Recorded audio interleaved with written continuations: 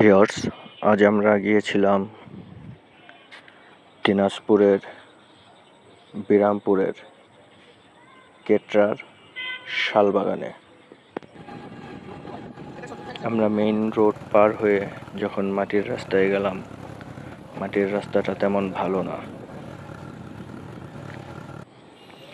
এই যে আমি আব্দুর রহমান, সামনে আয়, চলে আইছি।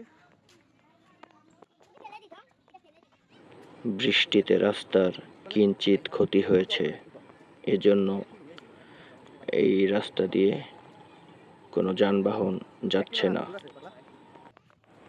ভিউয়ার্স, এই কেটরা গ্রামে আপনারা আসলেই দেখতে পারবেন এখানে বেশিরভাগ ঘরই মাটি দিয়ে তৈরি। এ যেন শিল্পীর সুনিপুণ হাতের তৈরি শিল্প, দেখলেই মন জুড়িয়ে যাবে। শত শত দর্শনার্থীর ভিড়ে আমরাও দর্শন করতে গেলাম সেই ভাইরাল গাছটি। শত শত বছরের পুরনো এই গাছটির নাম হচ্ছে গিলা গাছ। এই গাছে ফুল হয় এবং পরে ফল হয়। গাছের ফলগুলো চ্যাপ্টা এবং লম্বা হয় এবং এই গাছের ফুলে প্রচুর ঘ্রাণ আছে। ভিউয়ার্স, গাছটি দেখতে পাচ্ছেন পুরো লতা পাতার মতো। কিছুদিন আগেও গাছটি সর্বসাধারণের জন্য উন্মুক্ত করা ছিল, কিন্তু এখন গাছটির চারপাশে বেড়া দেওয়া আছে, যাতে করে কোনো দর্শনার্থী এই গাছের উপরে উঠতে না পারে। ভিউয়ার্স, লোকমুখে শোনা গেল এই গাছটি একটি ঔষধি গাছ,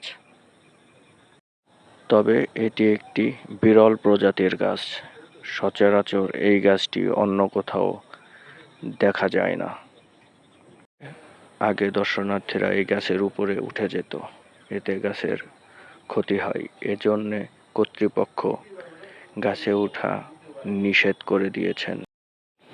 ভিউয়ার্স, পদ্মায় যাকে দেখতে পাচ্ছেন সে আমার প্রাণপ্রিয় বন্ধু আব্দুর রহমান। অত্যন্ত ভালো মনের একজন মানুষ, তার জন্য সকলে দোয়া করবেন। কিছুক্ষণের মধ্যেই আপনারা দেখতে পারবেন চমৎকার একটি নাচে অংশগ্রহণ করবেন বিশিষ্ট টিকটকার, আমি তার নাম জানি না। দেখতে থাকুন, উপভোগ করতে থাকুন, সঙ্গে থাকুন।